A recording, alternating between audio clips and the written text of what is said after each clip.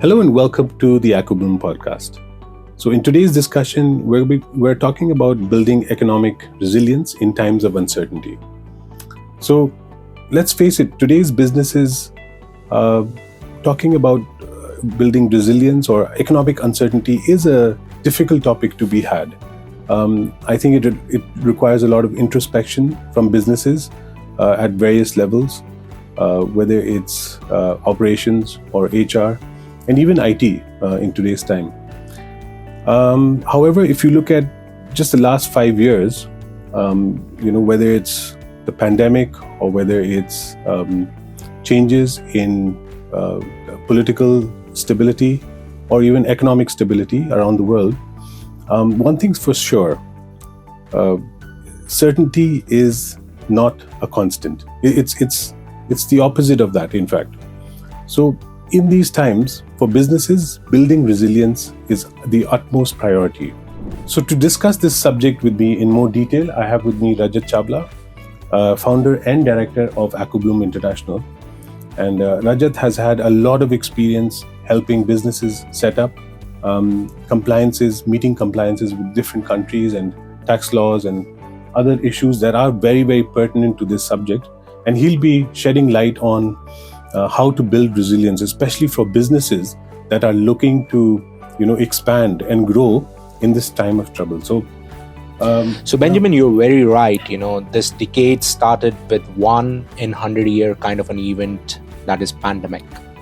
Now, post-pandemic, we have seen short wars, even elongated wars like Russia-Ukraine. You have Israel-Gaza. You have general unrest in various countries like Nepal, Bangladesh, Venezuela, and kind of an uncertain kind of an environment created by certain economic decision of large powers. And so the businesses are trying to be resilient and trying to maintain that growth trajectory in such a resilient manner in such uncertain times. But it's not easy. We must accept the fact that unless and until you have a plan in place and you are really focused as a business, you cannot actually go through these uncertain times. So you're very right. These are very uncertain times. You need to be resilient as a person as well as a business. What are some of the challenges that businesses, are facing in terms of building resilience? What would you say are, let's say, the 5 major challenges that are there, specifically in 2025 and beyond? And if businesses are looking to build resilience, what are some of the immediate challenges that they're going to face? So, I generally divide challenges into 4 pillars, in current uncertain times. The first pillar being, your geopolitical uncertainties, which are typically arising from tariff changes and nationalistic policies, immigration curbs. And the impact of this challenge is that it is totally disrupting the supply chain of various businesses. Try to understand, if somebody is exporting from India to, let's say, US, and you have these tariffs which have been built in, then, your total supply chain is actually being disrupted. And these uncertain times in terms of geopolitics, has also disrupted demand, because, if you put tariffs, the prices of your goods, if you keep on exporting at those prices, will actually decrease your demand. Now, this has resulted in people thinking various resilience strategies. We will talk about resilience strategies later, but this is one of the major challenge. And the second challenge which I see is sudden events. What usually happens is, you have sudden wars. We had, very near to us, India-Pakistan war, which was actually, which came suddenly. Yes. And which actually tested resilience of various businesses, and especially we being in service business, we had to actually, we started looking at our BCP procedures, even. Okay. Now, sudden events can also be cybersecurity attacks, cybersecurity attacks. So if you see, the recent cybersecurity attack which is in news, is for Jaguar Land Rover, which happened all across Jaguar Land Rover plants, but especially UK. The UK plant actually stopped producing, and it went over 6 weeks. So cybersecurity or cyber attacks is another sudden event, which the companies need to have resilience around. Now, another challenge, I will not call it a challenge, I also call it as an opportunity, is artificial intelligence and the related machine learning technologies and automation technologies around artificial intelligence. Now, what is artificial intelligence doing is it is actually changing the way we work. So we there are certain work or certain ways you do work which are being challenged. You can automate them. Agentic AI can actually do that work faster in an efficient manner. You can get information very quickly, and once you have that information quicker, so it gives you an opportunity to take decision faster. And whether your other systems can compete with artificial intelligence or faster decision making is something which becomes a challenge, which you need to actually ponder or think as a business, whether getting artificial intelligence at this level or what level will make what difference to your business. Now, there is a very big consulting firm which has come out with 12,000 agentic AI agents. Look at the number, 12,000. Wow. So it will actually seriously change the game. The way we look at things is typically changing. Now, it is said that the current IQ of certain AI agents is around 150, and average human IQ is around 130. So if the IQ of an AI agent is more than a human, then you can think, how disruptive is this technology for humans. And it is also said that by the end of this decade, this will go as huge as 1500. I don't know, I've not seen something which has an IQ other than, quantum computers having an IQ of 1500. So it is an opportunity as well as a challenge. Now, the last pillar of uncertainty, which has been there for, I will say, more than a decade, is people. So the current generation which has changed, and their expectations out of a business. You have people who are working for you, with you. They don't want the simple work kind of 9-to-5 job. They are expecting something different. Now, is your business actually actively working to provide them something different? If it is not, then it is uncertainty for you. They are looking for something, more from life. Work is secondary for them. So unless and until you meet this challenge head on, as a business, it becomes an uncertain environment for you, because if you don't meet this challenge head on, then it leads to uncertainty with key people leaving you. Once some key person leaves you, so continuity, I believe, in business is very important, and there is no such continuity. So these are the 4 pillars in terms of which I see in the current economic environment, which is adding to uncertainty per se. So thank you, Rajat, for sharing these 4 pillars of uncertainty.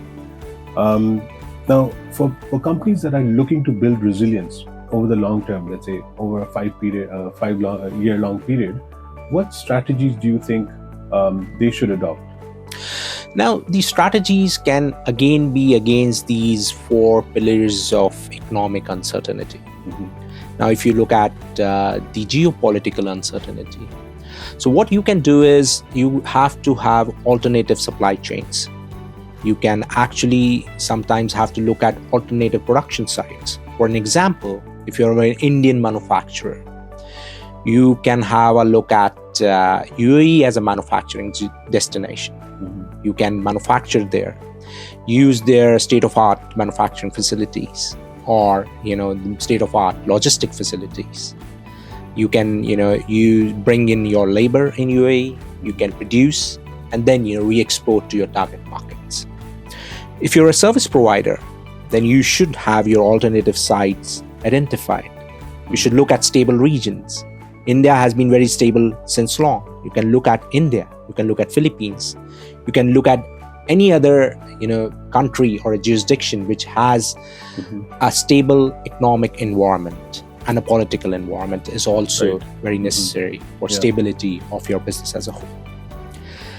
Now, if you ask me for sudden events, you need to, there is no way out but to have a robust business continuity plan in place, which typically mean that you need to test that business continuity plan. You need to have mock drills.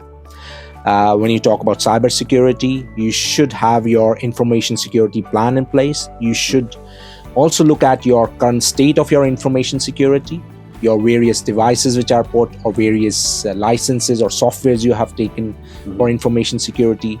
Are they robust enough? Are your policies robust enough? Are you testing your policies? Are you doing simulations, which actually test any scenario of cyber attack?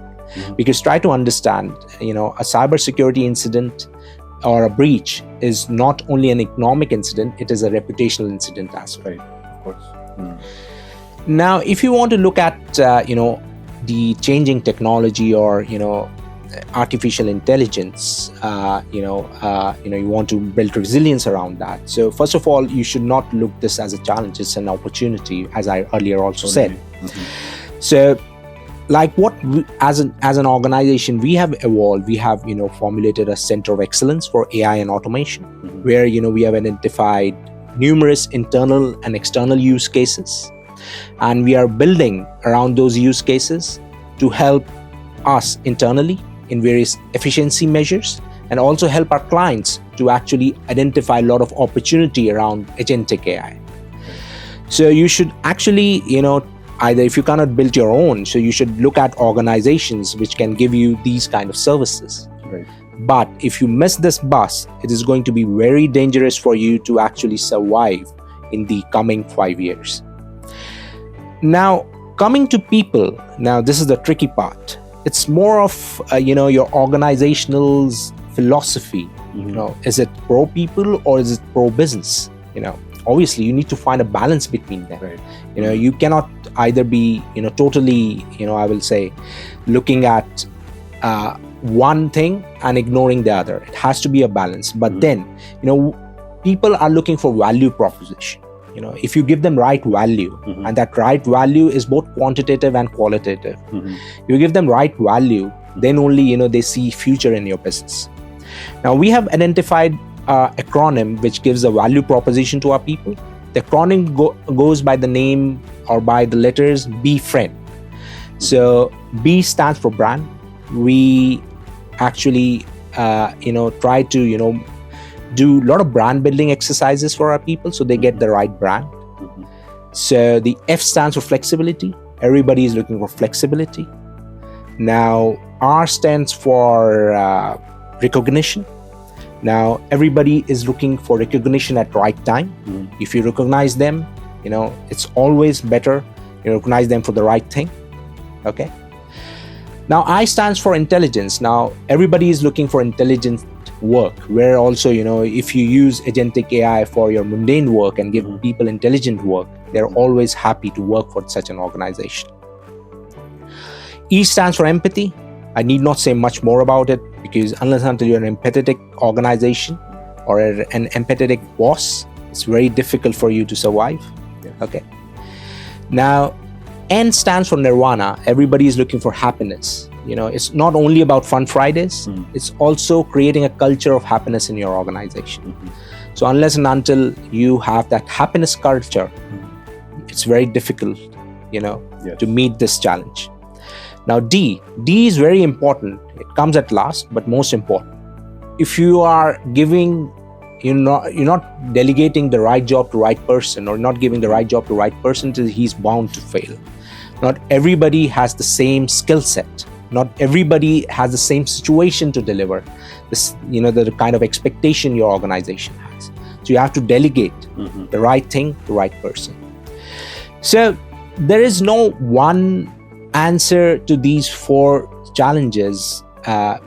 everybody has to, or every business has to look at their own situation and devise methodologies or strategies around their own situation. Yeah.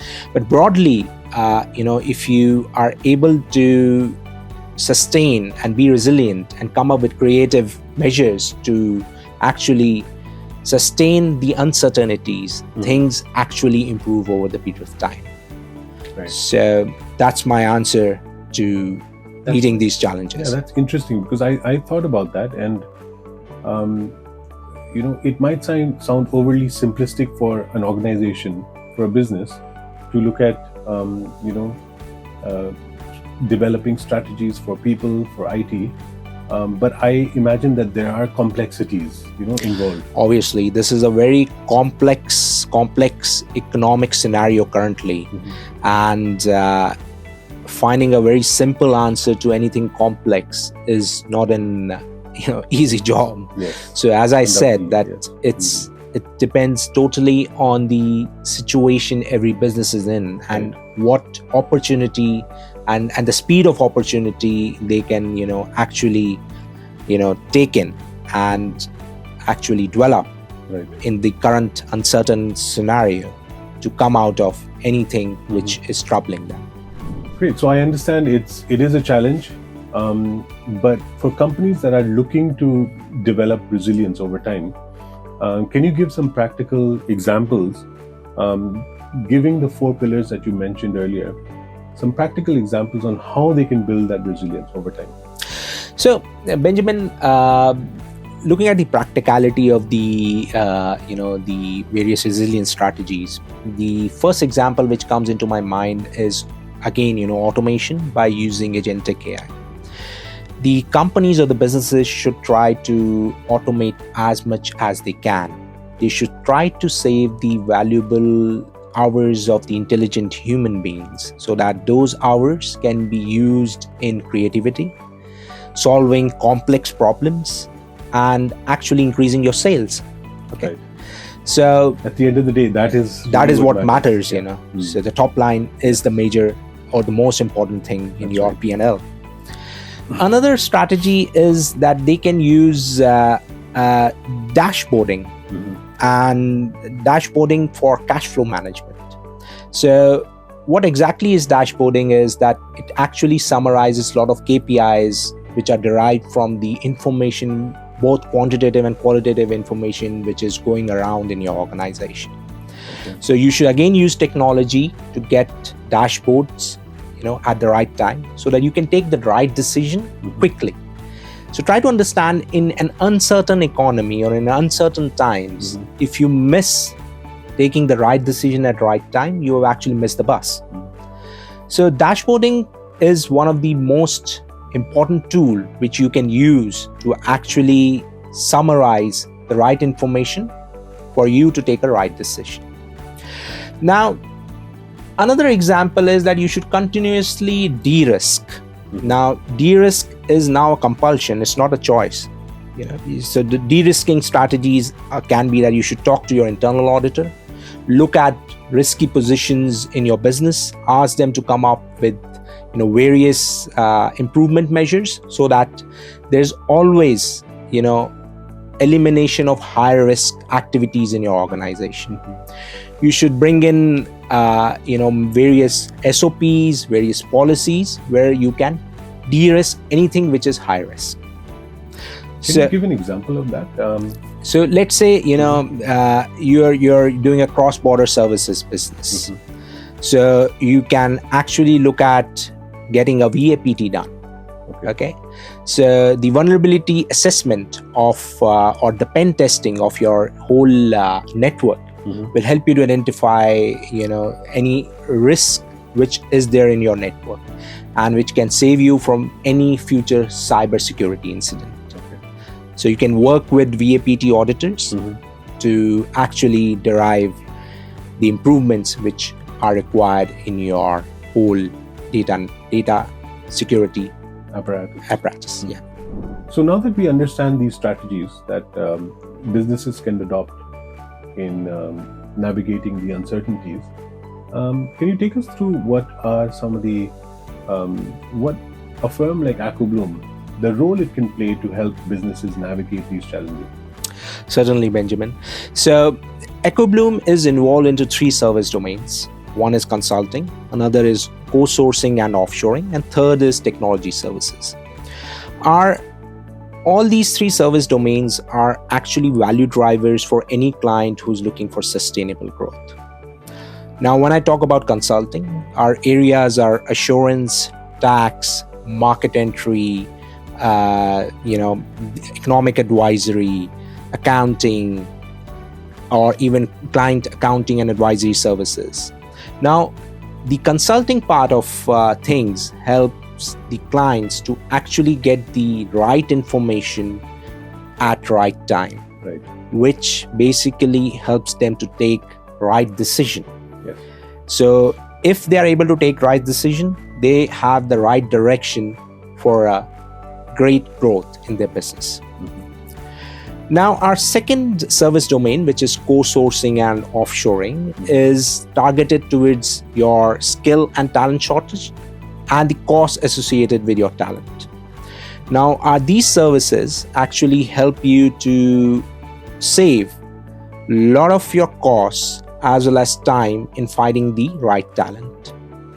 When you get the right talent with us, you are able to focus on value-based areas like sales, marketing, and you're able to scale up your business quickly.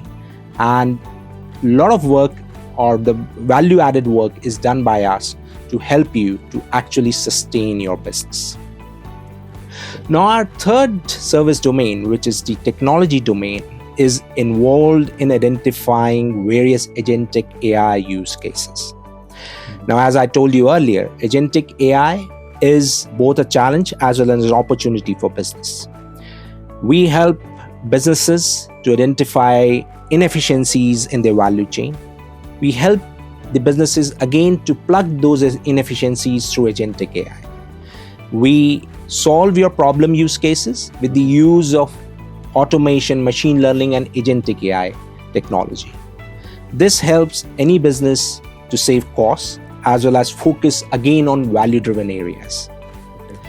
Now, AcoBloom is a complete package for anyone or any client looking for strategic and sustainable growth. So, excellent. I think for businesses that are looking to navigate these challenges, I think this is a very good path for way forward. And I think this discussion has been very fruitful in that manner. Thank you so much, Rajat, for giving your inputs. And it's always a pleasure, Benjamin. Yeah. And if any business is looking to navigate these uncertain times, they can always be free to reach out to us, and we'll be there to help them in any way we can. Thank you very much for listening. all right, thank you, everyone.